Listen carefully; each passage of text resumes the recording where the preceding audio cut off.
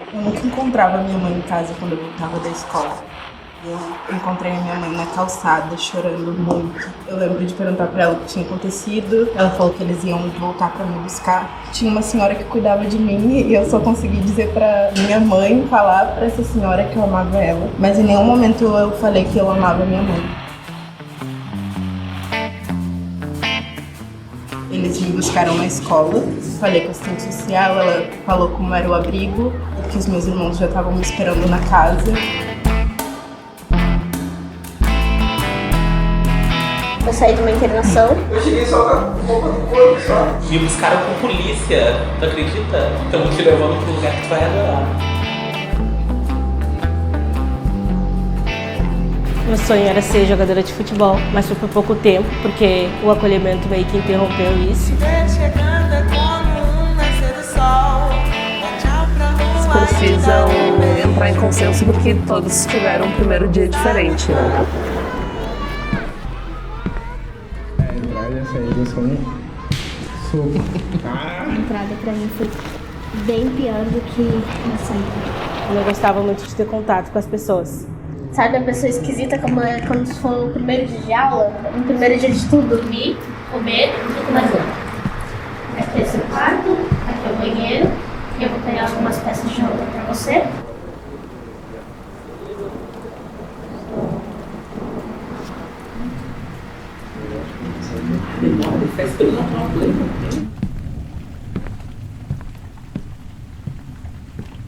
Eles te veem tomando banho, pra você estar tomando banho direito. Isso é uma coisa mega. Não sei do teu, minha experiência aqui. Não, sim, Minha não. experiência. Isso aí é estranho. Minha Tá tudo experiência. bem. E eles não explicavam que aquilo ali era um abrigo, que era uma instituição, que tu estava ali por questão de vulnerabilidade social. Não, tu só entrava lá e tu começava a ter uma rotina. E durante a rotina que tu ia entendendo. Aí eu ia conversando com um, com o outro, e perguntava, quantos anos tu tá aqui? Eu tô 10 anos, eu tô 5 anos. Aí eu ficava, meu Deus, é isso, tudo que eu vou ficar na vida, sabe? E era uma coisa... É muito 10 anos. Isso se chama casa de passagem.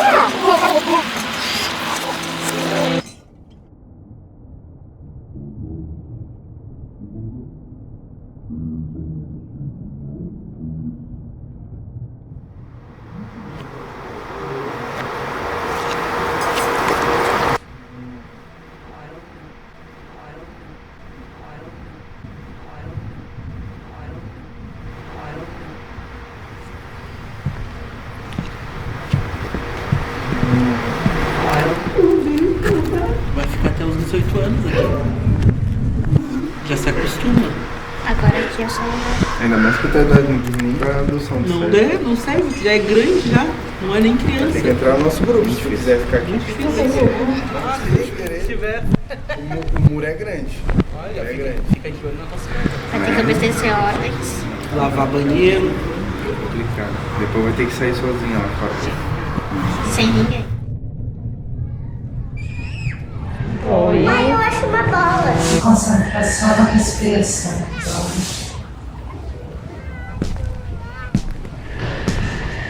Fala galera. Prazer, sou o Tony, Meu nome é Lauren, eu tenho 18 moro anos, em Porto moro Alegre, no no bairro Nonoai. Maitá, Moro com a minha irmã. tenho 19 Sou anos, da Vila Nova. escola de contabilidade. Educação Especial FPE, aqui do Rio Grande do Sul. Isso, tem a volta. Acho que é isso. Eu tô fazendo hoje em foco dia em enfermagem, ser porque o meu nutricionista, sonho é salvar até lá vidas, onde né? eu nunca Viver tipo um Grey's Anatomy. Imagina ver um coração batendo. Mas é algo que eu quero seguir. O barulho que tem a respiração. Eu não conhecia ninguém. Mas mesmo assim eu nunca consegui É muito me mecânico. abrir, E eu só Nunca consegui. tinha que passar por, me expressar. por essas pessoas. Escutem com atenção os barulhos que tem desde pertinho até mais longe.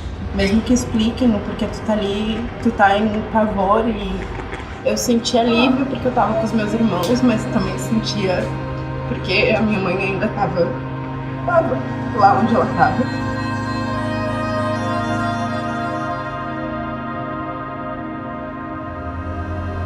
Os primeiros dias foram muito tensos porque nós éramos crianças de rua. A gente ia dormir de madrugada, ficava na rua até a hora que a gente queria. E no abrigo tem as regras, né?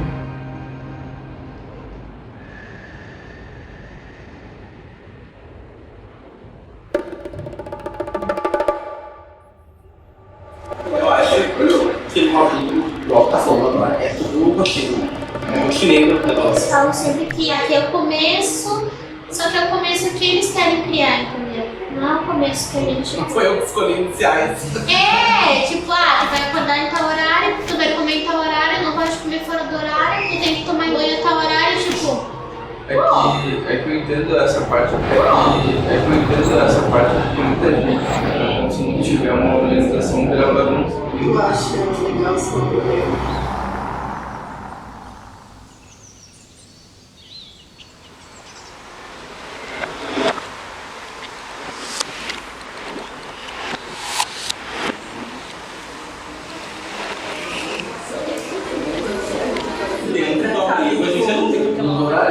É como trabalho. Se fosse. Não, Trabalho, eu não posso fazer o que eu quero. Eu não posso falar o que eu quero. a gente tá divertindo. Mas é que pessoas, elas não são trabalhos. Não é uma terapia onde tu é um terapeuta que tá cuidando daquela pessoa. Aquilo ali é um trabalho. Quando tu fala da vida 24 horas de uma pessoa, ela não é só trabalho. Porque no final, Chamar alguém. na hora de assinar o contra-cheque lá, o trabalho tava feito. Entendeu? Eu não posso ter isso como trabalho que eu tenho que resolver. Porque no trabalho a gente tem uma função e a gente tem uma entrega. Entendeu? E a entrega é o que? É fazer com que ela tome banho exatamente às 7 horas da noite sem que ela se corte. Não, ele só vai querer que ela tome um banho. Se ela vai se cortar nesse meio do caminho, não está certo.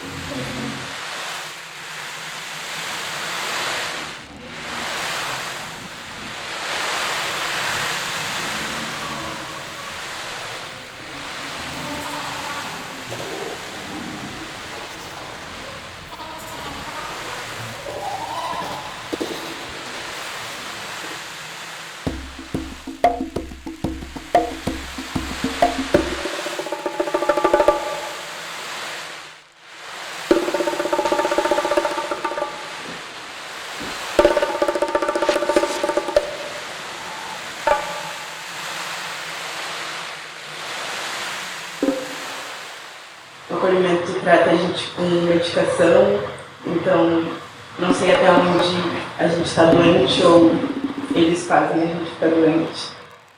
A maioria das pessoas são alienadas, né? Porque imagina, vocês pensam que vocês dão mais do que a metade da nossa vida ao trabalho? Eu catava latinha, papelão, garrafa. Simplesmente pra sobreviver? Pra mim comprar meu desodorante, pra mim ir na lan house com o meu dinheiro que eu conquistei. Ali com 8, 7 anos eu já fazia isso. Qual é o sentido das coisas, gente? Eu sempre busquei as minhas coisas. Não tem sentido. Junto comigo, não dos outros. Se for pra trabalhar, pra ajudar o próximo...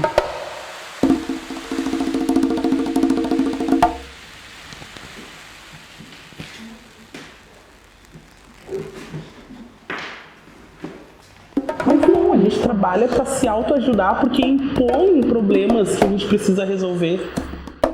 Gente, isso é cansativo. Cansativo.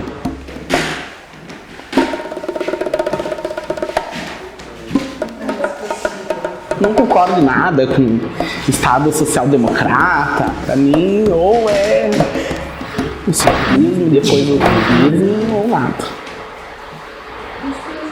Nada.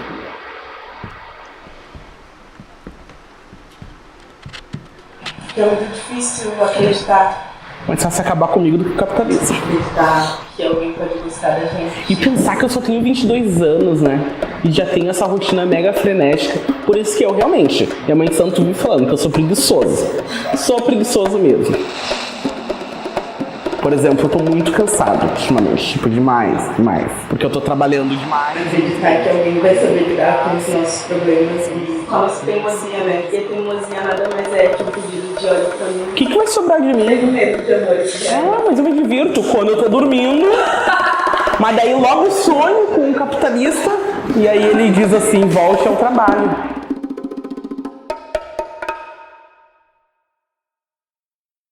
Mas com o passar do tempo, às vezes as coisas a gente tem que acreditar em alguma coisa, né? Pra passar primeiro para as dificuldades e depois para passar em algum momento bom. E a gente sempre tem que pensar positivo, porque a vida às vezes derruba a gente numa maneira que a gente fica cansado. E eu tô às vezes muito cansada. Se tu pensar positivo e pensar em acreditar em ti, tudo vai, como é que eu posso dizer? Tudo vai em frente, né? Mas ainda assim a gente fica se perguntando como seria se não tivesse sido assim, sabe? possibilidades, sabe? Pra além ali do que é a vida não precisa ser.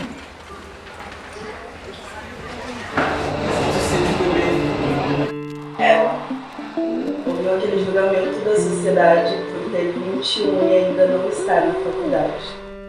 3 namoros falidos, um relacionamento abusivo. E doía lembrar que não foi vivido. 9 anos viveu num abrigo.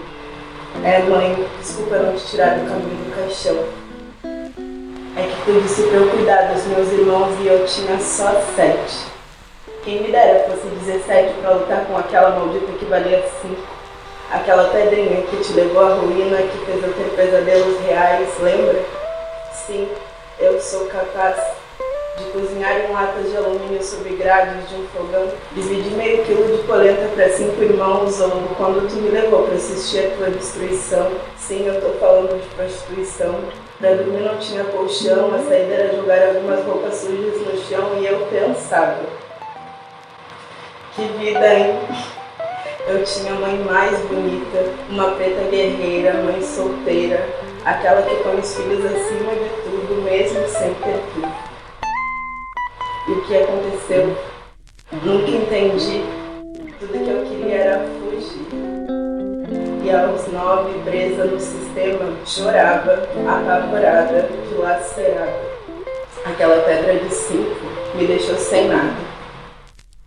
Um vazio amargurado, com gosto do passado, e eu lembrava ela com aquela lata na goela. Nos seus olhos fissura, nos seus dedos queimaduras. Olhava, e não era mais a minha mãe que me enxergava. Mãe, obrigada pela mulher que me tornei, pois foi sob o teu exemplo que não fraquejei. Hoje tenho minha família, minha filha, meus irmãos. Para um abrigo fomos enviados e tivemos que fazer do passado um novo motivo para continuar. E sei que sou a revolução de uma história que não se encaixa no padrão, pois aprendi que estrelas não brilham só na escuridão. E eu sei que a vida pesa. E eu sei que dói, mas não desacredito. Todo mundo merece amor. Vamos ficar com os pezinhos aqui.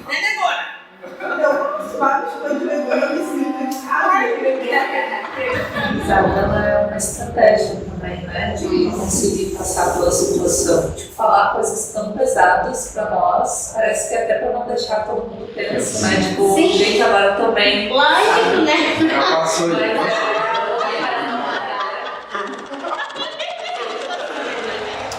Eu dependia das tias pra andar de ônibus. No caso, elas que me ensinaram a trabalhar, a estudar.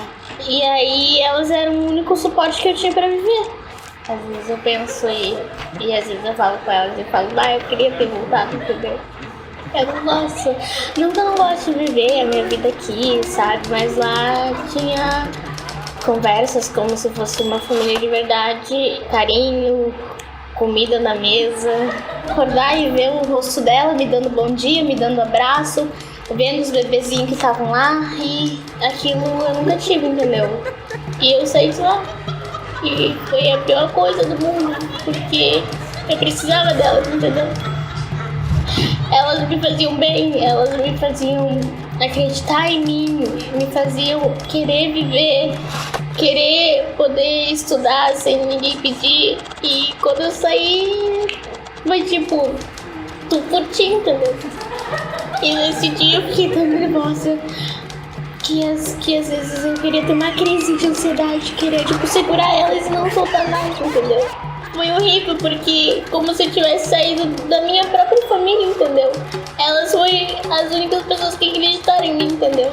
E ainda eu falo pra elas, cara, vocês me deixaram.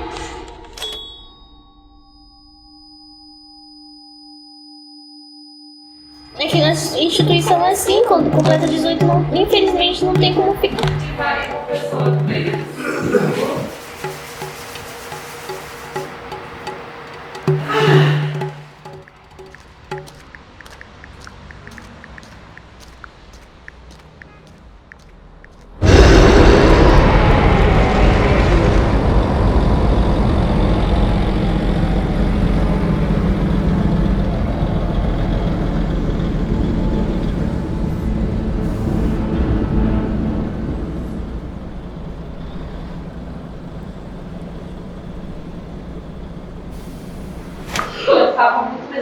máquina, esse corpo que faz o sistema, relógio, ferramenta, máquina, esse corpo que faz máquina, linha de produção, grande máquina, depende de nós para funcionar.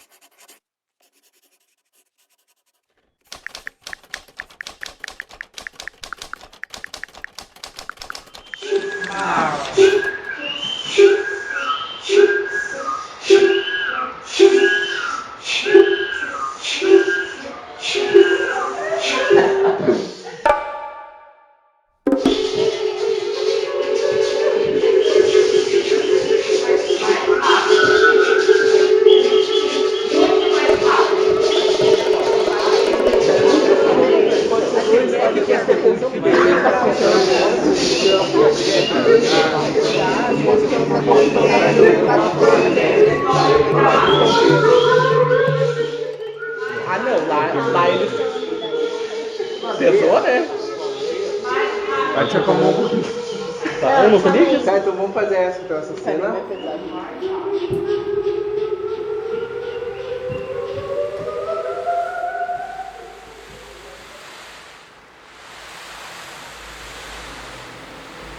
Então essa imagem que vocês acabaram de assistir aí é uma imagem muito comum nos abrigos de hoje em Porto Alegre, né? Eu presenciei já com um amigo meu, eu ajudei na contenção, porque só os educadores não conseguem, porque muitas vezes são constituídas por mulheres e geralmente os adolescentes, as crianças, são muito revoltadas nos abrigos por conta do seu passado, né? Essa contenção ela pode começar por vários motivos, tanto uma rejeição de um castigo, tanto uma desavença entre os educandos ali no espaço ali. Se tu chegar e perguntar para o educador, tu gosta de fazer contenção, ele vai te falar não. Isso é uma coisa horrível que estraga o dia do educador. É desagradável para todas as partes, tanto para o educador, quanto para o educando que está sendo contido e quanto para os outros educandos que estão ali na volta, né?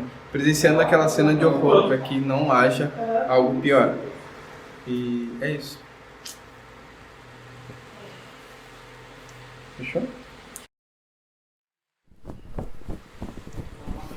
A gente entender o que a gente é hoje. Se a gente não entender que eu sou uma pessoa de 18 anos que saiu do abrigo, que eu tenho que trabalhar, que eu tenho que fazer minha rotina, a gente nunca vai se desprender de traumas vividos. Que tem coisas que não são nossa culpa, assim. Elas só aconteceram quando tinha que acontecer. Eu queria mudar a nossa vida, mas eu não tinha força. Eu era uma criança. Aí não existe a maldade do mundo, entendeu? A pessoa usar isso contra ti, de tipo, é uma criança indefesa, machuca, porque acaba sendo um gatilho que tu não consegue seguir o próximo passo. E aí a gente vai fazer o quê? Vai construir novos traumas. Ah, isso aí é a rotina do... Fui contida várias vezes. Não era porque eu era tentada. Era porque eu sofria muito e eu precisava descontar essa raiva e essa tristeza. Era um pátio enorme, era muito bonito, por sinal. E tinha portas de vidro. Eu quebrei todos os vidros, querendo me machucar. Uma tia apareceu. Ela tem um rosto muito lindo, mas aí nesse dia eu machuquei muito ela. E ela teve que me segurar forte. Eles prendiam minhas pernas, colocaram meu pescoço no chão. Claro, não a forma de me machucar. Eu demorava umas 2 ou 3 horas para me acalmar. Me prendiam no quarto, não me trancavam. Eu grito, que às vezes eu fico sem voz, só que mesmo assim eu continuo gritando. Eu ficava gritando, e aí minha visão fica preta e eu enxergo coisas. As outras foram mais severas, que aí foram os tios que me contaram, então eles têm mais força. Porque eu não gostava que encostasse em mim, eu tenho muito medo disso. A contenção, pra mim, é uma forma de proteção. Além de ser um trabalho que eles fazem, eu que quis me soltar e me machuquei. Me deixei roxa, né, por ter batido neles e batido em mim. A gente busca tanto a liberdade, mas quando a gente tem a liberdade é assustador, né? É assustador. Acho que liberdade sem identidade. Dentro do abrigo tudo é visto. Eu nunca fui contida, Eu nunca vi a contenção como algo que fosse para proteger. Eu não concordo com nada que a Fundação faz como proteção, porque não vejo isso como proteção, vejo isso como abuso de autoridade, abuso de poder. Me faz ir para outro lugar, assim, pensar em contenção e proteção e acolhimento e escuta e fala, porque essas coisas não existem, né? A gente pode até dar a nossa voz, mas acredito que a gente vai buscando formas de defesa. Eu brigava muito no abrigo para proteger os meus irmãos, para me proteger. Sempre fui lida como uma menina muito agressiva. Parecia que tudo que estava escrito no livro de ocorrência era só aquilo. E às vezes os monitores inventavam coisas que faziam com que a gente, entre os acolhidos, brigassem, sentiam um certo prazer em estar fazendo aquilo. E pode ser coisa da minha cabeça, mas era como eu me sentia, como eu via. Se já é muito difícil estar lá e ter que aturar castigos que a gente não passaria se a gente estivesse em casa, é que eu via as crianças gritar horas amarradas. Eu não apanharia de panela de pressão. Algumas crianças tomavam remédio para acalmar depois das brigas ou de surtos.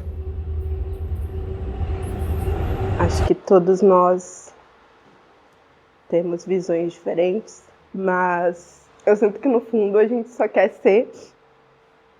crescer sem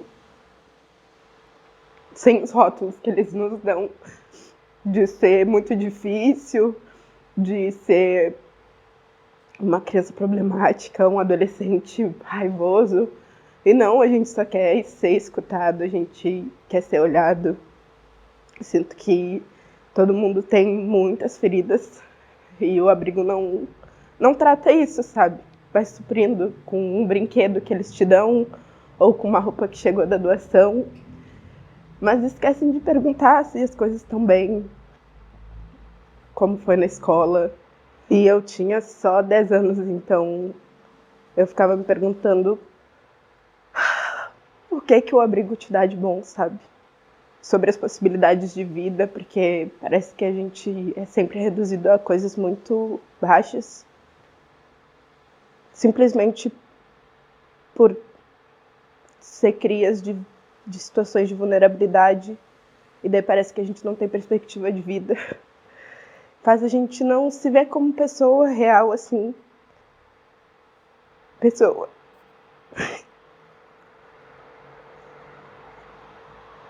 Que vive, tem família, sei lá.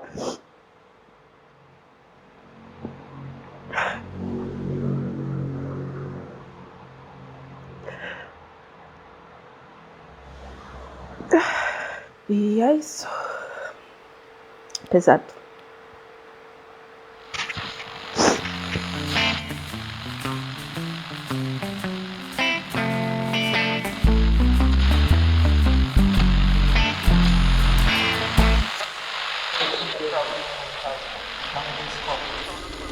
Eu encontrei minha mãe na calçada, chorando muito.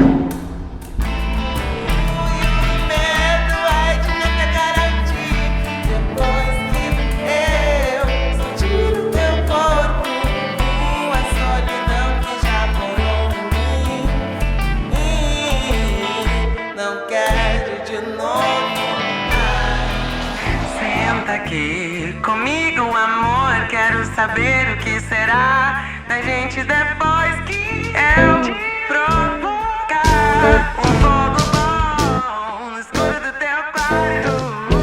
E o medo é de me apegar a ti depois que eu sentir o teu corpo, a solidão que já morou em mim. Desculpa.